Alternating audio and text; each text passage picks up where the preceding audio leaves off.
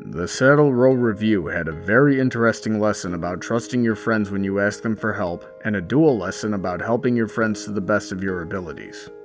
However, there are times when this lesson, as it was presented, can work, and times when it can cause serious problems. The main six were lucky that things turned out as well as they did, as my own experiences rarely go over so smoothly. Rarity delegated various tasks according to her friend's strengths. At first, they tried using their abilities to get what Rarity would have wanted, and while first watching the episode, I really wasn't certain how else this could have been handled.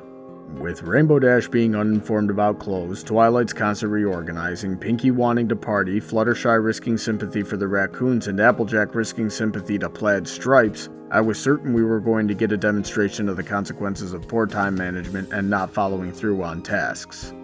The unexpected turn for me was when it turned out that Rarity's wishes for the shop were not the actual solutions, thus eventually leading the main six to use their talents to make the obstacles work in their favor on the belief that Rarity trusted them enough to do what they, as individuals, thought would be the best course of action. I have been a part of several professional artistic projects. I've seen projects fail and people lose their jobs because they couldn't match the vision of the director. Examples of when the director's vision was ludicrous notwithstanding, the lack of cohesion can cause any combination of breakdowns in teamwork, inconsistent quality, inappropriately clashing art styles, and clashing general management styles. When I've been leading these teams, the instructions that I give are often a matter of quality control. Not following those instructions will ultimately lead to the task not being completed, which will bring down the whole project. The standards are there for a reason, and albeit not all of my professional experience has been as such, most of it has. It took a little while for me to remember the instances when this lesson as it was presented has worked. Then I realized that Twilight's judgment of the situation was applicable, but it has to be within the right context.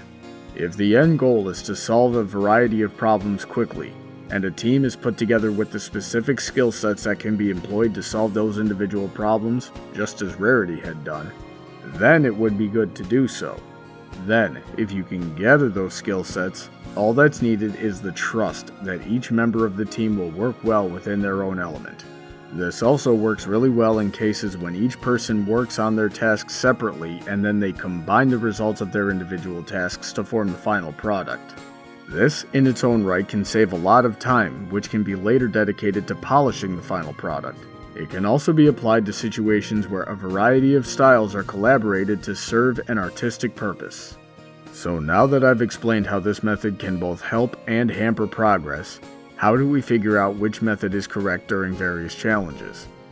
I believe the answer to this lays within communication that was not demonstrated within the episode. Something as simple as, "Rarity, can I try things my way?" would quickly put everyone on the same page. Then the main six wouldn't have to ask themselves what Rarity would have wanted, then they wouldn't have gotten it wrong the first time, and then they wouldn't have had to question whether or not Rarity trusted their judgment. Despite the time-saving value of unspoken trust, many misunderstandings can be avoided if a little time is taken to make sure that the situation calls for either working as a unit or applying creative freedom between tasks and teammates. Beyond that, there is nothing wrong with forwardly asking a friend how they would like you to help them, or of you asking your friends to help you in a certain way. As an additional sub-lesson, there's also a great deal to be said for the ability to think creatively and use obstacles of an environment or a situation to your advantage. While people often have a lot of control over their situations in life, a lot of that branches out from how much control they exert over themselves. This doesn't mean that they will always be successful in controlling their environments or the people that they share their environments with. In fact, often they cannot. And it certainly doesn't account for the amount of unforeseen factors that will play a part. So it's usually much easier and less stressful to just roll with whatever the world throws at you. These solutions can be applied to nearly everything from getting ready to an event to helping a friend who has been dealt more than they can handle in their lives. If we can't trust each other to do what is necessary, then you may as well try to solve all of your problems on your own, which may very well prove to be impossible.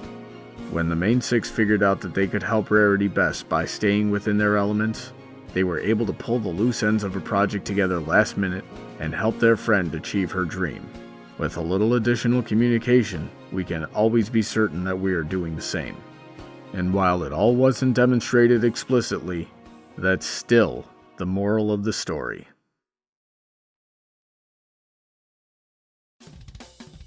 If you have anything you would like to hear discussed or reviewed, you can drop your suggestions by following Brawny Buck on Tumblr or sending an email to bronydebates@gmail.com.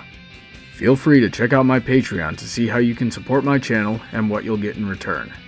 This video was sponsored by Irish John's Short Films and Animations, as well as all of my other generous supporters.